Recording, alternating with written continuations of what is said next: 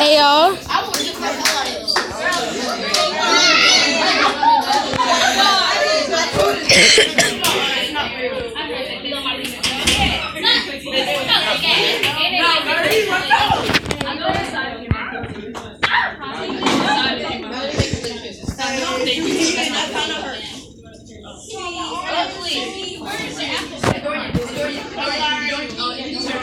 Alright y'all, sorry for this situation. My camera is doing some stuff. Alright, let's get back to the video. Alright y'all, this stuff. Okay, let's go back. Point. My parents and their mutual close friend had their own business together. It was successful enough. This is my friend Charles. They didn't have a lot of net income, but the cash flow was enormous. Well, I'm in school. at least my mother told me so. Video. I can't really imagine an enormous amount of cash. Anyway, the business went bankrupt at the same speed as it had grown, and according to my mother, it was all because of my father's actions. He carried out some criminal schemes that had something to do with tax evasion and money laundering through some transactions to third-party companies. What is this? What is this? There's like a whole bunch of bottles in a washing machine. I don't get that. I can't really go into the details because I don't know much about the schemes. But one thing is certain. They were illegal. When all this fraud was revealed, my father tried to forge documents in order to frame my mother. But the evidence was against my father, so he went to jail. Dang. My mother quickly divorced him and started a new life with me. At that time, I was about 2 years old. And now, after that many years, I suddenly hear that all of this was a lie. Of course, I didn't trust these letters, but my father. And as we talked more, I gradually started to believe that it was him. He claimed that my mother tried to make things look different than they really were. That everything was not all the way she told me. That he couldn't prove it to me yet. My father was still in prison, although his term was already close to an end. But you see, I just couldn't take his word for it. When I received the next letter, I replied that I wanted to discuss it with my mother. My father categorically forbade me to do this, and told me to instead address my questions to Mr. Truner. He was my parents' mutual friend and business partner. My father said that Mr. Truner would tell me everything. On the evening of the day when I got Mr. Truner's phone number, I locked myself in the bathroom, turned on the water so that my mother couldn't hear anything, even if she wanted to, and made a phone call. Unfortunately, this phone number had long been registered to another person. My disappointment grew even bigger when my mother began to ask me why I needed to call someone from the bathroom, and what I was trying to hide from her. You see, I've seen this many times in the movies, and I didn't know that this was a myth. I had no clue that, in fact, running water only enhances the sound. Come on. Hi! Stop. Ouch. Anyway, I also had the address, so the next day, I went to pay a visit to Mr. Truner. It was then that my luck turned.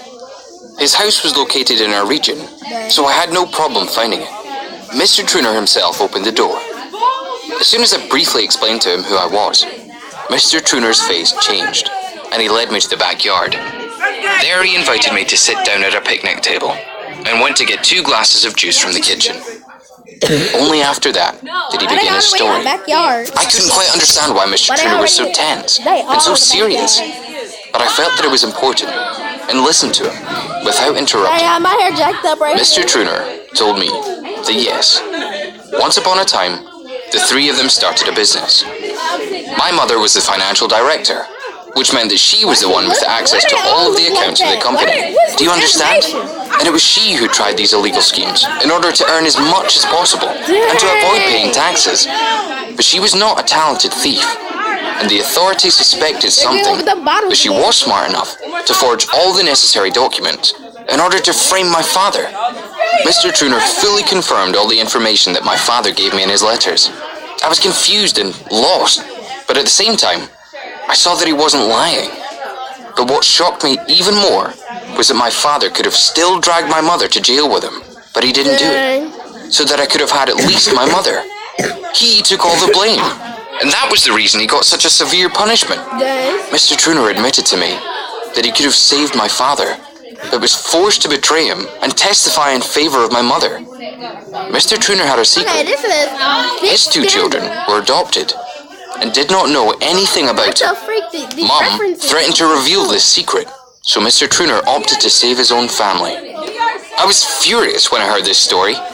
Mr. Truner didn't deny that he was also very guilty. It seemed like he was on the verge of tears, but he begged me to understand. He couldn't reveal the secret to his children. And now, many years later, he was simply afraid to be tried for perjury.